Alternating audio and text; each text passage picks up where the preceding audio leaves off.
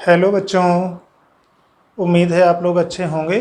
कल हम लोग गॉस की प्रमेय का अनुप्रयोग पढ़ रहे थे और गॉस की प्रमेय के अनुप्रयोग में इसके पहले हम लोगों ने पढ़ा है कि हमारे पास अगर कोई लंबा पतला तार है, एक समान रूप से आवेशित है, तो उस तार के कारण उसके समीप किसी बिंदु पर कितना विद्युत क्षेत्र की तीव्रता उत्पन्न होगी। अभी हम लोग अब उसी में आगे देखते हैं कि हमारे पास अगर एक प्लेन शीट हो, मान लो एक समतल अचालक प्लेट है और उस अचालक प्लेट को हमने एक समान रूप से आवेशित किया है। आवेश उसके पृष्ठ पर एक बराबर रूप से फैला हुआ है और उस समतल अचालक आवेशित प्लेट जो एक समान रूप से आवेशित है, उस आवेशित प्लेट के निकट किसी बिंदु पर कितना विद्युत क्षेत्र उत्पन्न होगा पूरी की पूरी प्लेट के कारण। ध्यान ये रखना है कि जैसे हमने पिछले उदाहरण में तार को कहा था कि वो अनंत विस्तार का है, अनंत लंबाई का है, यहाँ प्लेट अनंत विस्तार की है। पर एक चीज़ पर ध्यान देंगे, यहाँ पर हमारा कई बार फिजिक्स का अनंत मैथ के अनंत से थोड़ा भिन्न होता है। मैथ के अनंत का मतलब है जैसे किसी संख्या में जब हम शून्य से भाग देते हैं तो बहुत बड़ी संख्या जो प्राप्त होती है, अगर अंश में शून्य ना हो और हर आपका शून्य हो, मतलब किसी अशून्य संख्या में आप शून्य से भाग देते हो, तो उत्तर आपका बहुत बड़ा अनंत आएगा। आप उसको एक लिहाज से अपरिभाषित तो नहीं कहेंगे, क्योंकि 0/0 को हम लोग अपरिभाषित कहते हैं उस टाइप का, लेकिन बहुत बड़ा आएगा जिसकी आप गणना न कर सको। पर फिजिक्स में ऐसा नहीं है। मान लो जैसे आपके पास फिजिक्स का अनंत कई बार तुलनात्मक होता है कि आप किस राशि की तुलना में और किस राशि की बात कर रहे हो। जैसे मान लो 100 मीटर लंबा एक तार है और वो तार आवेशित है। उस आवेशित तार से 2 मिलीमीटर दूरी पर हम निकालना चाहते हैं कि कितना विद्युत क्षेत्र की तीव्रता उत्पन्न होगी। तो 100 मीटर की तुलना में 2 मिलीमीटर बहुत थोड़ा है। 2 मिलीमीटर पास से आप देखोगे तो आपको लगेगा कि अरे चाहे हम जितना दूर तक देखते चले जाएं, तार का तो कोई अंत ही नहीं दिख रहा है। हम एक अगर इस उदाहरण को ले लें, चाहे प्लेट का उदाहरण ले लें, मान लो ये एक बोर्ड एक अचालक सतह थी। अब अगर हम दूर से इसको देखते हैं, जैसे मान लो हम जहाँ खड़े हैं ये दूर से देख रहे हैं थोड़ा सा, तो हमको ठीक है इसकी सीमाएं दिख रही हैं कि कहाँ तक है इसका। बहुत दूर चले जाएंगे, मान लो यहाँ से हम 2-3 किलोमीटर दूर से देखें इसको, हो सकता है दिखाई ही ना दे, ये दिखाई भी देगा तो बिंदु आकार का दिखाई देगा। तो तब अगर ये आवेशित होता तो 2 किलोमीटर दूरी से इतना बड़ा आवेश हमारे लिए बिंदु आवेश का कार्य करता। अच्छा, इसी में मान लीजिए एक कोई छोटी सी मक्खी है या चींटी है या मच्छर है मान लो, और ये इसके पास एकदम पास यहाँ ऐसे उड़ रहा है। अब ये यहाँ से बोर्ड को देखेगा तो जहाँ तक इसको आसपास सभी दिशाओं में देखेगा, इसको उस बोर्ड की कोई सीमा दिखेगी ही नहीं। तो जब इस आप बोर्ड के बहुत समीप हो तो आपके लिए ये बोर्ड अनंत आकार का है। तो ध्यान ये रखना है कि हम लोग गॉस के प्रमेय के अनुप्रयोग में जो पिछला अनंत लंबाई का रेखीय चालक कह रहे थे, या इस उदाहरण में जो अनंत विस्तार की समतल आवेशित चादर है। अच्छा, चादर का जैसे क्या उपयोग होता है, हम लोग हवा से बचने के लिए, ठंडी से बचने के लिए या मच्छर से बचने के लिए, मान लो जैसे जब सोते समय चादर ओढ़ते हैं तो उसका उद्देश्य हमारा ये होता है कि चादर के एक तरफ जो कुछ है वो दूसरी तरफ को प्रभावित ना करें। चादर के दूसरी तरफ अगर मच्छर हैं तो चादर हम इसलिए ओढ़ लेते हैं कि मच्छर चादर के अंदर दूसरी तरफ जो हम हैं हमको आकर नहीं काटें। तो चादर का मतलब यहाँ पर आवेश की समतल चादर से हमारा मतलब था कि आवेश की एक अचालक प्लेट है और अचालक प्लेट के ऊपर आपने एक समान रूप से आवेशित किया है। तो आवेश की चादर का मतलब अचालक समतल प्लेट को जिसे आपने एक समान रूप से आवेशित किया है। अब हम इस आवेशित अचालक प्लेट या आवेश की समतल चादर के निकट मान लो x दूरी पर कोई बिंदु P है, वहाँ हम उत्पन्न विद्युत क्षेत्र की तीव्रता निकालना चाहते हैं इस पूरे समतल अचालक प्लेट के कारण। इसके लिए हम क्या करेंगे, एक गॉसियन पृष्ठ खींचेंगे। गॉसियन पृष्ठ किस तरह खींचेंगे, देखिए गॉसियन पृष्ठ में 2-3 चीज़ें हमको ध्यान रखनी है। एक तो वो 3D होना चाहिए, लंबाई चौड़ाई मोटाई तीनों होनी चाहिए, बंद पृष्ठ होना चाहिए, सममितता होनी चाहिए, और कुछ इस तरह से हम लोग खींचें कि उसकी सतह पर या उसके किनारों पर विद्युत क्षेत्र की तीव्रता या तो लंबवत हो पृष्ठ की दिशा के या उसकी दिशा में हो, ताकि गणना करने में आसानी रहे। अब यहाँ अगर P बिंदु पर हमको गॉसियन प्रमेय इस पूरी समतल अचालक प्लेट के कारण विद्युत क्षेत्र की तीव्रता की गणना करनी है, तो हम इस अचालक प्लेट के निकट एक ऐसा बेलन सिलेंडर खींचेंगे गॉसियन पृष्ठ के रूप में जिसकी एक सतह पर ये बिंदु P स्थित हो। अच्छा, x दूरी पर इधर लिए हैं तो सममित के आधार पर x दूरी पर पीछे तक चले गए यहाँ, तो हमारा ये जो गॉसियन पृष्ठ बेलनाकार है ये इस समतल शीट से x दूरी इधर आगे निकला है, मतलब बोर्ड से x दूरी इधर आगे निकला है, तो x दूरी पीछे तक भी गया है ताकि सममितता रहे इस शीट के दोनों ओर। इस शीट के इधर भी x है तो उधर भी x रहे, पीछे भी। फिर चूंकि ये समतल प्लेट है, धनावेशित है, इसके कारण विद्युत क्षेत्र की दिशा इससे दूर की ओर होगी। अब विद्युत क्षेत्र की दिशा कैसे निकालते हैं? उसके पास एक आप धनावेश रखो जिस दिशा में बल लगेगा। तो ये समतल चालक प्लेट है, अचालक प्लेट है, इसके समीप कहीं भी आप देखोगे तो विद्युत क्षेत्र इस तरह से बाहर की ओर होगा, और पीछे की तरफ देखोगे तो उसी तरह उधर भी बाहर की ओर होगा। तो इस गॉसियन पृष्ठ पर आप गौर करो, सिलेंडर के, इसके पहले भी हम लोगों ने एक आध उदाहरण में देखा है कि मुख्य रूप से 3 हिस्से कर सकते हैं। पिछली बार रेखीय चालक में भी हम लोगों ने बेलन ही लिया था। तो यहाँ पर एक पृष्ठ ये समतल वृत्तीय पृष्ठ ले सकते हैं, एक ये वृत्तीय सिरा ले सकते हैं, और तीसरा ये वक्र पृष्ठ बेलन का। अभी जैसे मान लो ये मार्कर पेन हमारी बेलनाकार है, तो एक इसकी ये सतह आप ले सकते हो वृत्ताकार, एक इसकी ये वृत्तीय सतह ले सकते हो, और उसके अलावा ये वक्र सतह ले सकते हो। तो 3 हिस्सों में बांट सकते हैं। अब इसके बाद हम लोग देखेंगे कि विद्युत क्षेत्र की तीव्रता, अभी जैसे देखो यहाँ पर ई वेक्टर की दिशा और ए वेक्टर, ए अगर इसकी वृत्तीय सतह का क्षेत्रफल है, समान दिशा में है, उसी तरह इस सिरे पर ई और ए वेक्टर समान दिशा में होंगे। और शेष वक्र पृष्ठ के लिए, वक्र पृष्ठ के किसी भी बिंदु पर आप जाओगे तो सतह से लंबवत ए वेक्टर एरिया वेक्टर या डीएस वेक्टर छोटा पृष्ठ या डीए वेक्टर छोटा पृष्ठखंड, ये लंबवत, और विद्युत क्षेत्र उसी सतह की दिशा में। तो इसका मतलब इन दोनों के बीच का कोण 0 अंश। तो इस तरह से हमारा इन 3 सिरों पर 90 अंश या 0 अंश की स्थिति है। सरल करते हैं गॉस के प्रमेय लगा करके और विद्युत क्षेत्र की तीव्रता की गणना करते हैं। अभी देखिए हम लोगों ने इस चित्र में क्या किया है। पहली बात तो ये कि आवेश की चादर का अर्थ हमारा समतल अचालक आवेशित प्लेट से है। यदि अनंत विस्तार की एक समान रूप से आवेशित अचालक प्लेट की सतह पर आवेश का पृष्ठ घनत्व सिग्मा हो, तो इस सतह के समीप स्मॉल x दूरी पर स्थित बिंदु कैपिटल P पर पूरी प्लेट के कारण उत्पन्न विद्युत क्षेत्र की तीव्रता कैपिटल E की गणना करनी है। इसके लिए बेलनाकार गॉसीय पृष्ठ इस प्रकार खींचते हैं कि बिंदु कैपिटल P इसकी वृत्तीय सतह के केंद्र पर हो। ये इतना अभी हम लोगों ने चित्र में किया है कि ये हमारे पास अनंत विस्तार की एक समतल अचालक प्लेट थी जिसे हम आवेश की चादर भी कह सकते थे, और इस अनंत विस्तार की चादर के निकट आवेश के स्मॉल x दूरी पर यह बिंदु P था। इस बिंदु P पर इस पूरी आवेशित चादर के कारण हमें उत्पन्न विद्युत क्षेत्र की तीव्रता की गणना करनी थी। इसके लिए हमने क्या किया, एक गॉसियन पृष्ठ बेलनाकार खींचा। इस तरह से बेलनाकार पृष्ठ खींचा कि यह बिंदु P जहां हमें उत्पन्न विद्युत क्षेत्र की तीव्रता निकालनी है वो उस बेलन के जो वृत्तीय किनारा है, खुला किनारे वाला, उसके केंद्र पर हो। और इस बेलन x दूरी तक अगर x लंबाई इधर है तो x लंबाई पीछे तक भी हमने खींचा है सममितता के लिए।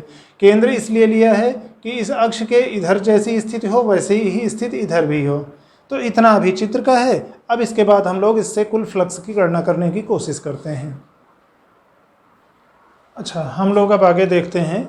अगर इस बेलन की बाईं वाली सतह को लेफ्ट के नाते मान लो हम यल से प्रदर्शित कर रहे हैं, इस बेलन गॉसीय पृष्ठ की दाहिने जो वृत्ताकार सतह थी उसको हम कैपिटल R से व्यक्त कर रहे हैं, और उसके अलावा ये जो शेष पूरा बचा वक्र पृष्ठ वाला, ये वाला जो वक्र पृष्ठ वाला बचा कर्व्ड सरफेस के नाते मान लो उस वक्रीय सतह को हम CS से व्यक्त कर रहे हैं।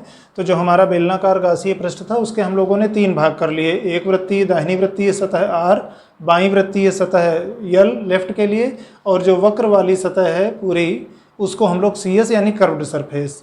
अब इस पूरे गॉसीय पृष्ठ यानी बेलन से होकर गुजरने वाला कुल वैद्युत फ्लक्स अगर फाई हो तो फाई को हम लोग 3 हिस्सों में बांट के लिख सकते हैं। इस फाई का मान फाई L लेफ्ट साइड इस वृत्तीय सतह प्लस फाई R यहाँ से फ्लक्स प्लस फाई CS पूरी वृत्तीय सतह से, वो पूरी जो वक्राकार सतह है उससे कितना फ्लक्स निकलेगा इन तीनों के जोड़ के बराबर होगा। अब आप बाएं सिरे पर देखो, ए वेक्टर ये समतल सतह है, इस पूरे का क्षेत्रफल A है, और ये यहाँ पर कैपिटल E विद्युत क्षेत्र की तीव्रता है।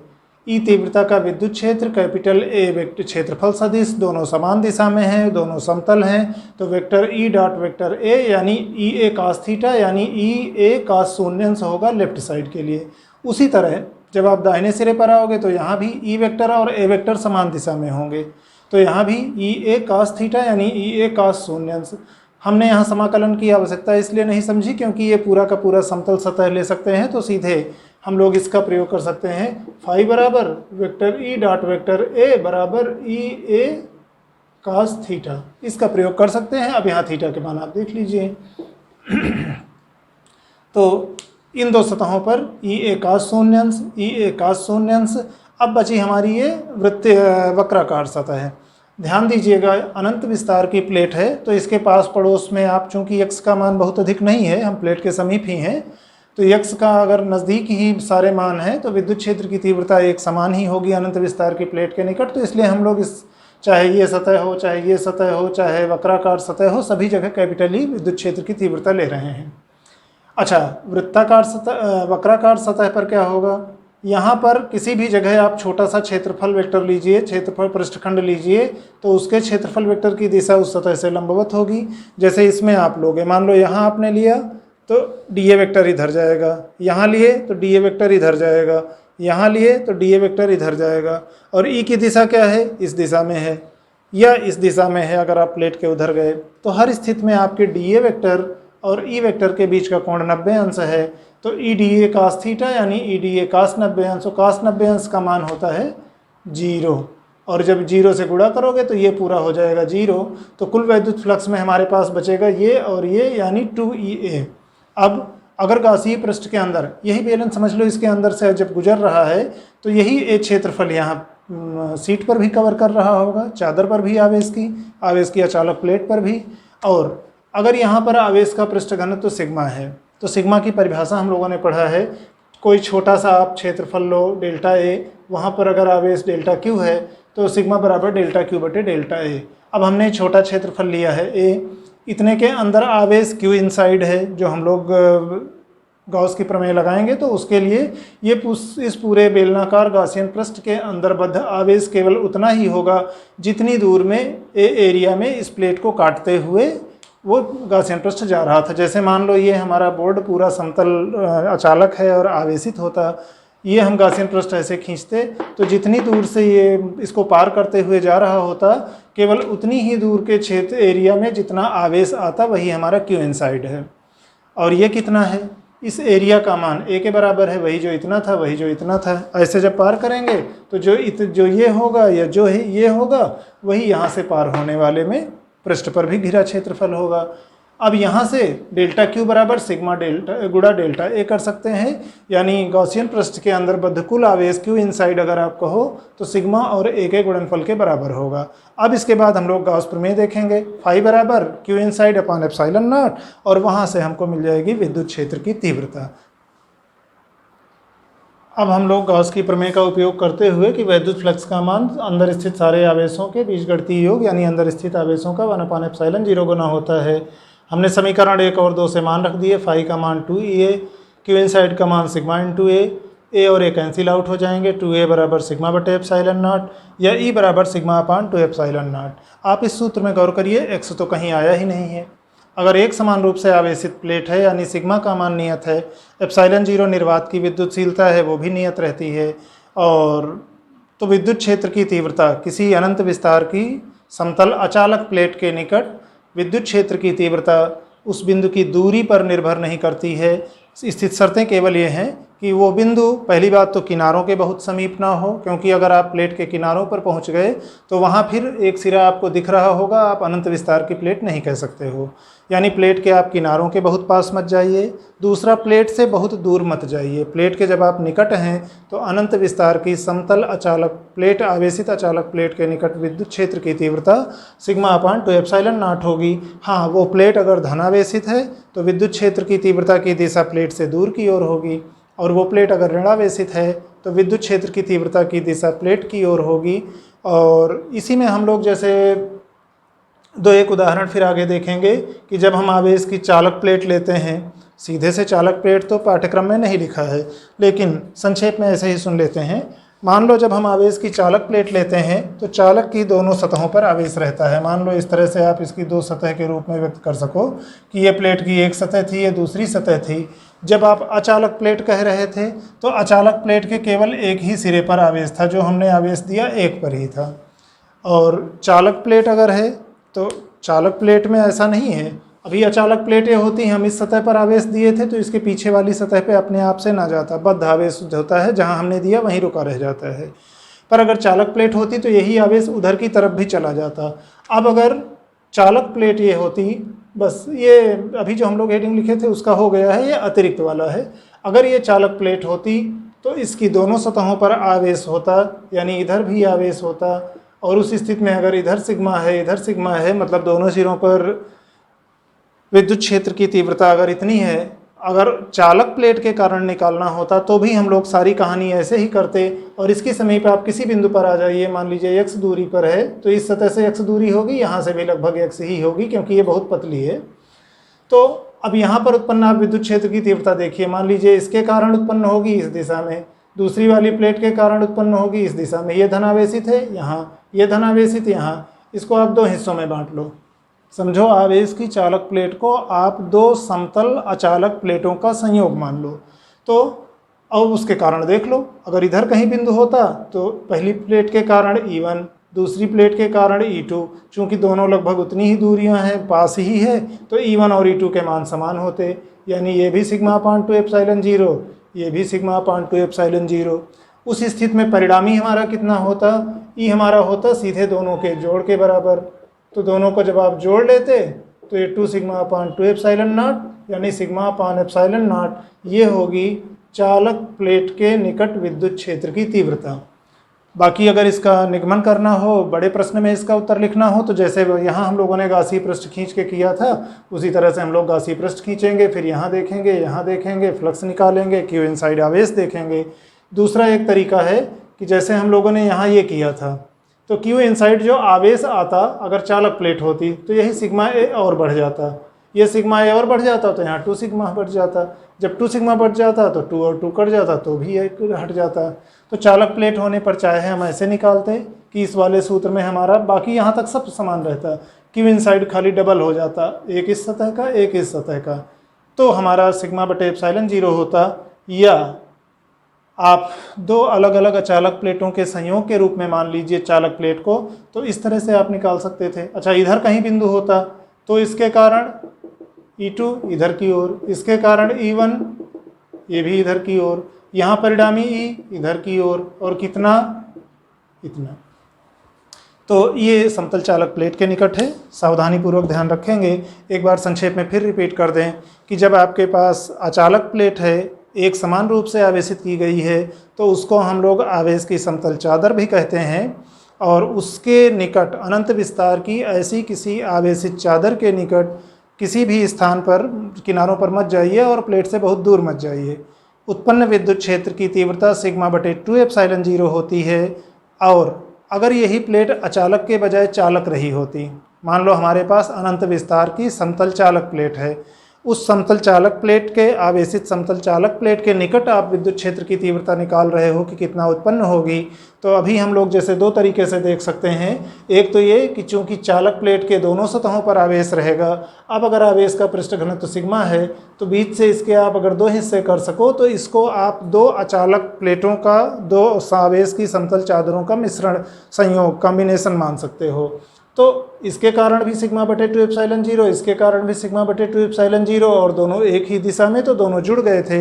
इसलिए अचालक वाले का डबल होगा चालक वाले में उत्पन्न विद्युत क्षेत्र की तीव्रता। या निगमन करते समय हम लोग देखते तो जो क्यू इनसाइड आता, इस बेलनाकार गाउसियन पृष्ठ के अंदर जो आवेश आता, अचालक में जो खाली एक सतह पे आया था, चालक में दोनों सतहों पर आएगा, तो आवेश का मान डबल हो जाएगा। तो यहाँ ये ऊपर 2 एक्स्ट्रा आ जाता, तो ये वाला 2 कट जाता। तो इसको हम लोग देख सकते हैं।